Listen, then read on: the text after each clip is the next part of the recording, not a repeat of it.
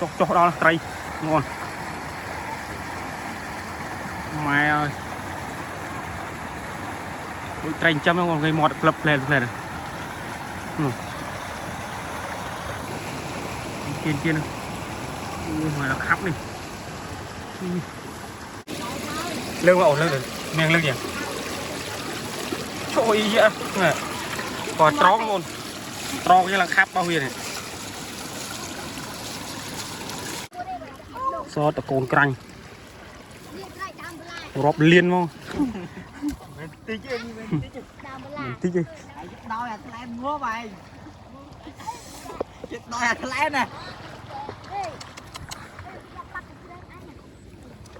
tôi dùng chắc một con chuột biết đôi tao mua thằng ốc không bây giờ ăn mua thôm về mua mông cái này mà nè đi mà thùng đi mông không này mới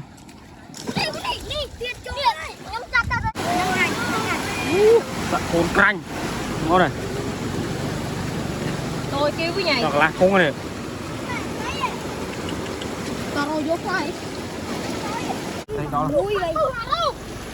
đây đó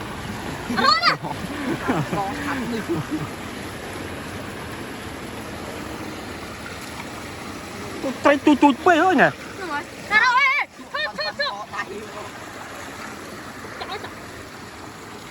mày ai đông tay trâu cho mai này tay tức làng nó không tay vô từ nay tay hồi ô là hi và lại vì lẹ mua bị non của nó bông tay đó là bọn ơi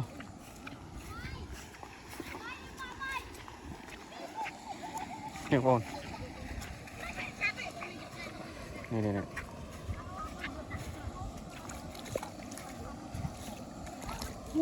con bây giờ ba mình sớt tắc canh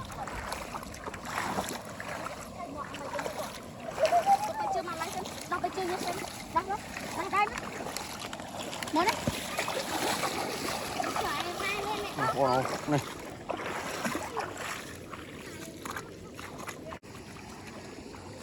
đây mọi người chấm mưa chi tiết nhom đạm mông chấm mưa nhom tròn mông chấm mưa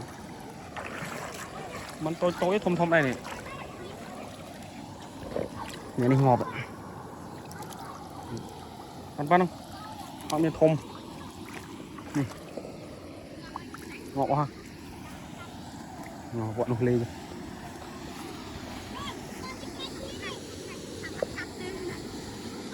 rì mông để khang nè đây nè tay khôi mai ngon rồi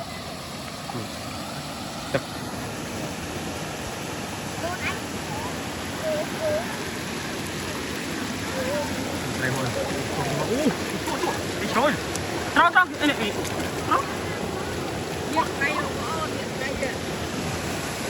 trâu nào đây vườn hay mà đã mà lơi đi mà hay mình trôi ạ hay mà hay được khu đi rồi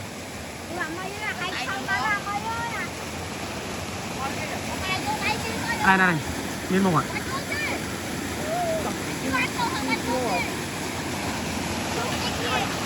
thì cho mông tia các bạn này nó tia vô rồi đấy anh khi xong gì vô đi bố mông mà cái nào rồi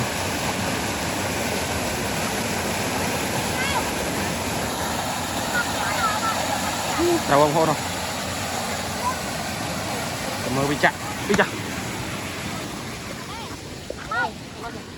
vô mông hoa này bởi tết vô mông hoa à này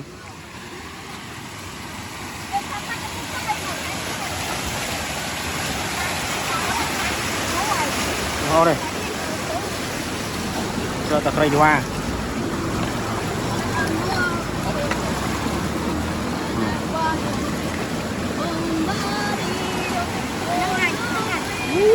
cồn canh ngon này tôi kêu cái nhảy hoặc là không này tao rồi vô phải chú mẹ đã chơi này hả chú mẹ đã chơi tôi nó mới sợ trầy nhom anh. Hả? Nhom anh. À. Ta cho ta. Đó ở bán chai một lần. Ơi, ngọt ấy, đã thùng đã cả đông.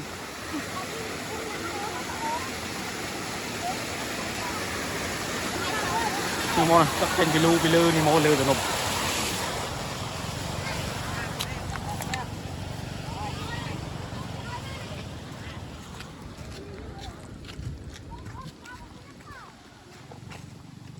Đi mo này. Đó là này. Nè.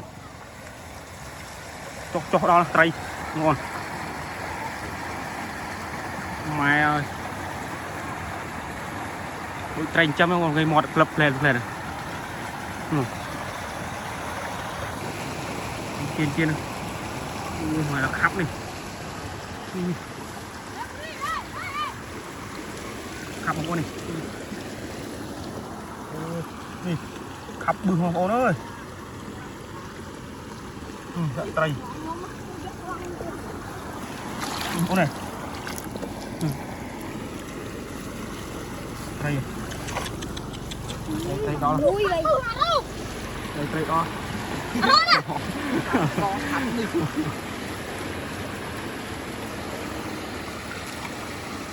Trai tụt bê ơi nè.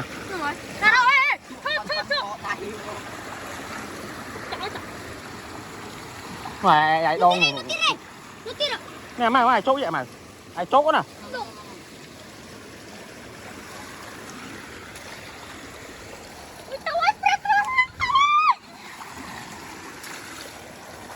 mày là khắp mông mò đâu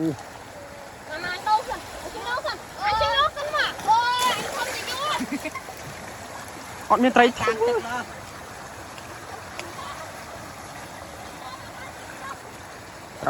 rồi mà trai tại tôi về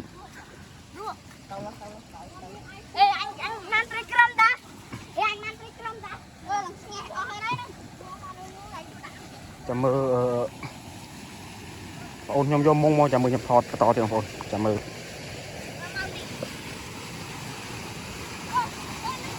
chắc cái túi nhanh bớt chân nó chốt đây bớt ở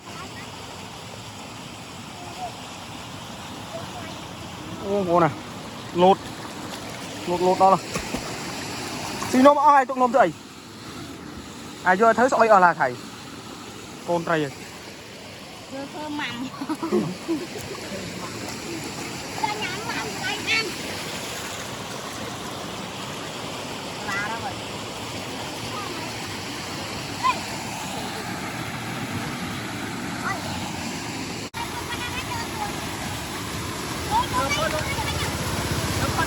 ấm ô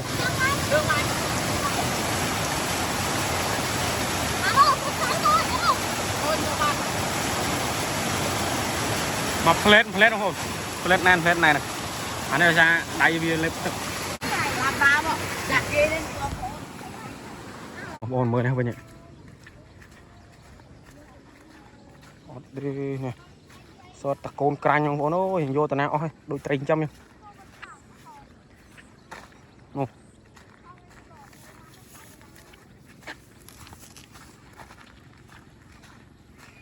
một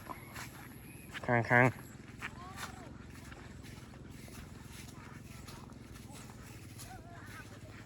nó có nôi này cứ tức à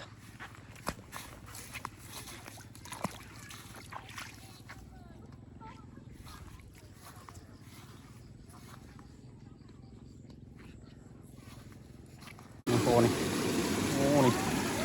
không biết à có bật rồi mà đây họ nói ơi này lột họ này nó đánh nhanh họ mình chắc là ra tay cho bà lưng ổn lưng được miệng lưng gì trời ơi vậy còn trón luôn tròn như là khắp bao nhiêu này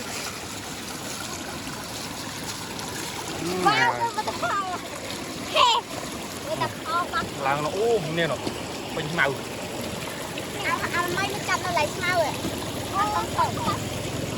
mai trai đó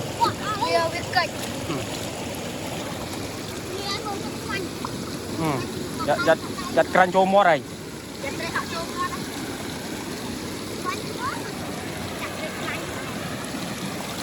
mua này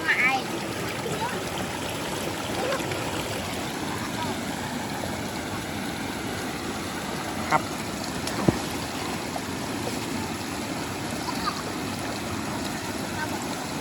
mày ơi nè hấp mua nè ăn rồi ôi tròn mập lên đo lòng hồn mày công nơi này ngon này tròn phom chiết cho miếng chọ miếng ngon rồi đang khắp cái con tròn này không để mồi làng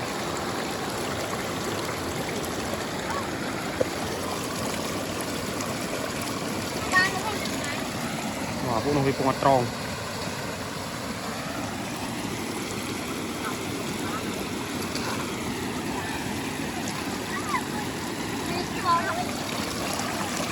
ngon này mày này mày ai tròn này lẹp thảm chưa ba chưa hơn cây mà ngọt tròn mấy món ăn đâu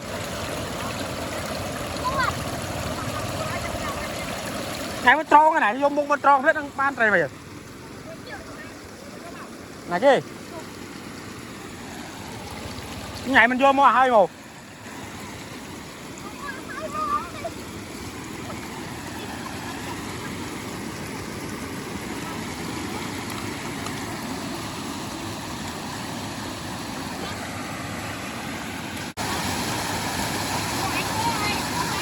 con này ngọc lét vì một lực là hôn này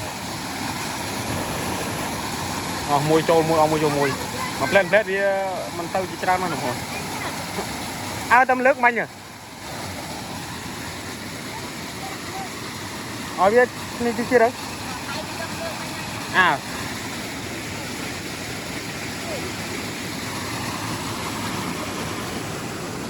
đây trâu chơi mà được bài phun không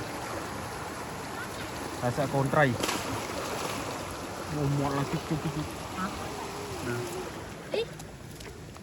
ngọc đây nấu rùa đã đang tự rùa đi mà này người tròn hồn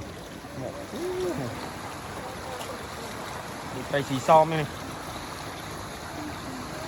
liêng nhộng anh mà mê thì rô ban cho dễ ngon này làng người trâu rồi nó chặt ai vậy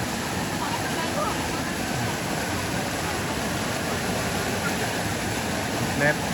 không đi du đi cái làng thùng trong một thùng này mồi đi tròn ngay chứ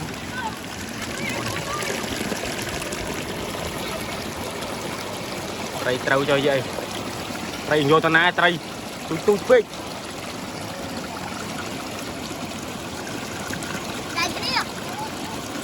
ai vô tôi có là vô rồi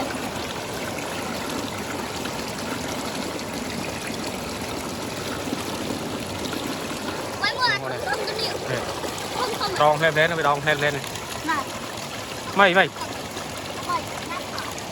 mình lột nó này lột thôi có đầy vàng ngon này làng cho nó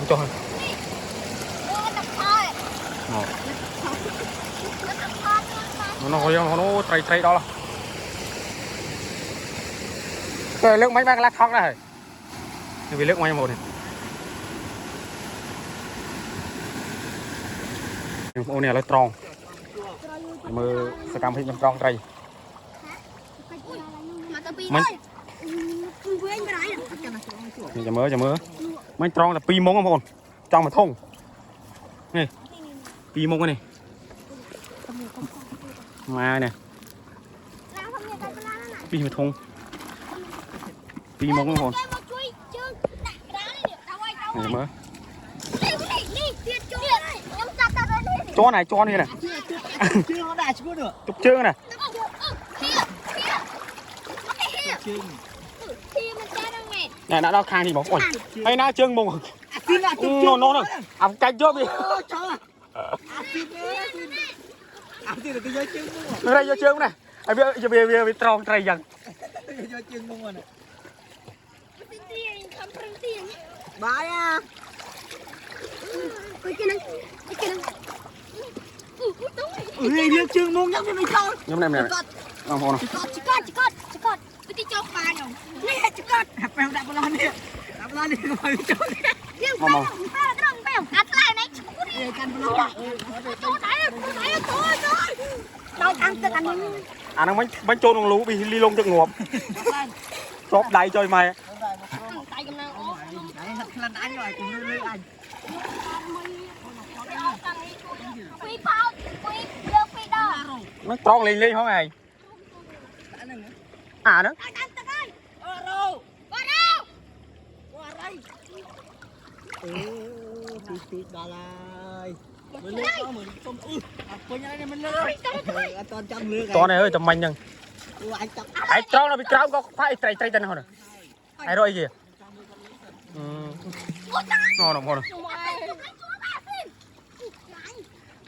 អូមកបើអញទៀត bao nhiêu không muốn là pi bục tôi hết tôi ở cá điអូ អាយមកលើអស់ឡោះ kia nhà trăm chuột rồi này ដាក់បាត់បងនេះគេត្រីរយនេះ đi mà tăng ngang món nào kia môi này នេះខ្ញុំទីរួច អាស៊ីនបានណាស៊ីនឯងមើលក្រោយមើលចូលមកឡើងចំពុកសួយ ba này là bao rồi bao តាំង rồi បោនេះលើក ផ្លែបងប្អូនអើយ មកនេះបងនេះអូតោយអូតោយ តទៅនេះទៅ lên lên lên lên មកតោម៉ែអើយមិនកាន់កាន់នេះកាន់នេះបងប្អូនម៉ែនេះហែកយកអត់ចេញអស់ là xin ខ្ញុំមកជ័យយកខ្ញុំដែរ បងប្អូនហែកអស់លីង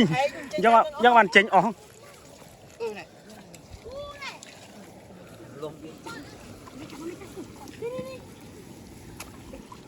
អូយមកខំ យកជ្រេញ à bây giờ mình bàn mát nè ជ្រេញ បងប្អូនម៉ែអើយនេះក្រាញ់ដល់នេះយកចាំអានេះដល់បើបាច់ចាំអីអូនេះដល់មិនមែនសម្ដែងនេះដល់ចង់ហ្នឹងអូយឈរចំកន្លែងច្មោត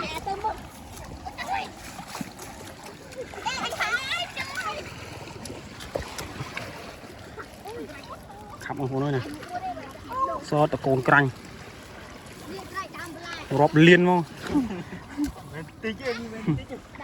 តិចទេ đôi là thằng em mua mày chết đôi là thằng em nè ទៅយើងចោល một con chuột biết đôi tao mua thằng ốc không bây giờ ăn mua thốn về mua là tươi ទៅនេះចាស់បើត្រង់វាអីមុងទៅចាំមើលយកទៅធ្វើអូ មកlạiណាលូខ្មោច នេះយកចាក់នេះđi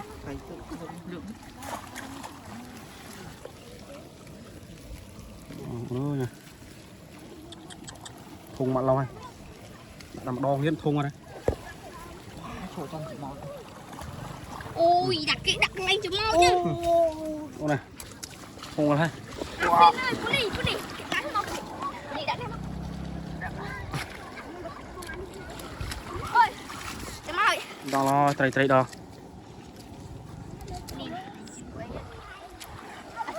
nâng vào con con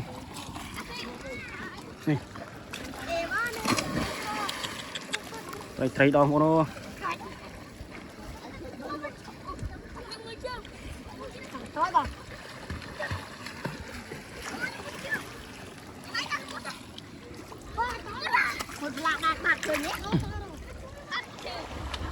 nó phone con trai nó ngay chẳng biết video cray cray chẳng phọt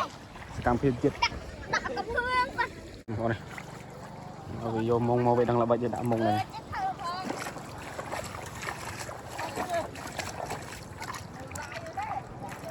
mông trời mà nè nghe ta mà cả lông chút ban thôi chất cái nhiều tròn đi cao mà tròn chừng tròn này chưa chừng tròn này nè tròn này à mày tròn thế nào mày nè tròn lại tròn cả lông đi các bạn này mày đã bắt đó à chỉ cắt được lực này tròn nâng cùi lại bằng miếng à ở chỗ này căn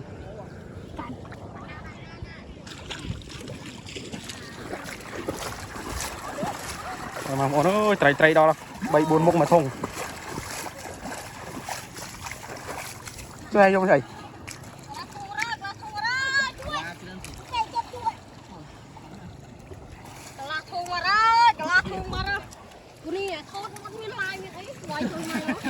ba mà nhóc cột lắm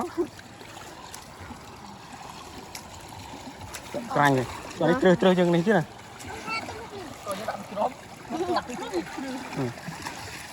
Mười sớm ram những giọt rắn như nào còn đi chụp hoàng tôi mất chuyện tôi mai luôn ôi mai vô thành trăm lấy nhông xa mà thùng ở mồm lại chân đấy gì lên với cháu là ta đó khai nên vì thông ai à thấy sai giống việc bạn chân đấy gì à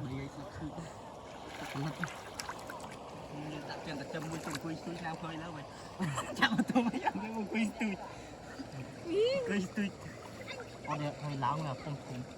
ở đây pi cái này cái nhà pi nước đam ma dần đanh còn cảnh xuất mà mấy như giúp gì ngắt như này tay trôi rồi anh ấy bà khôn đám mà ôi chụp đám mà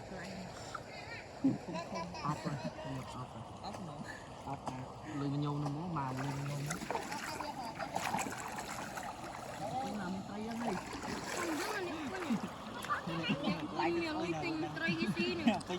quýnh mà bay vậy này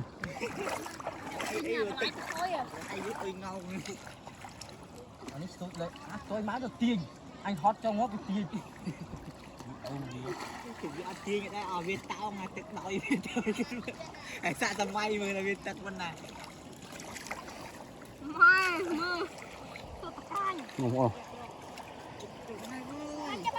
châu là cho tay canh thay ăn châu nó cái đâu ai chặt đi đâu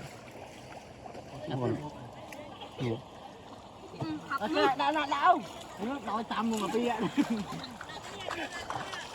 ai đã tầm đã có ai cái tờ việc bạn mến luôn này ai đã lại đi tìm kia không ai chọc đã đã giải cai đã đi anh ơi đã này ai đã lơ nó lơ nó lại lưu được tao cái này chân anh có đạp đi một anh này anh ơi đã phải nước vào kìa chắc này chụp lên trong cái này ba là linh ôi nó màu của màu phao ôi mít ảo ơi chỗ đó nghe mít ăn miếng mấy ăn ban mùi này đó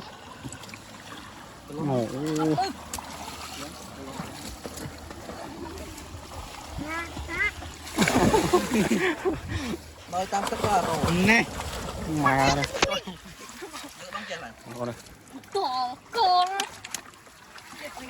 đỏ co nè chlo vậy mua chlo như chlo con ơi tôi ăn sẽ con sốt món này khắp bự món này lên lắc đó à bạc ngọt à để mình tích ra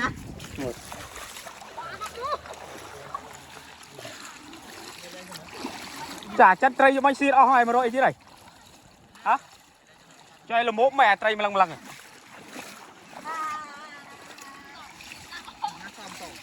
nổ là phèo đây là phèo nó có tàu ấy tụi này nó ăn can ăn không ai cứ bị lấy tức lạnh đét tức rồi lấy sao ra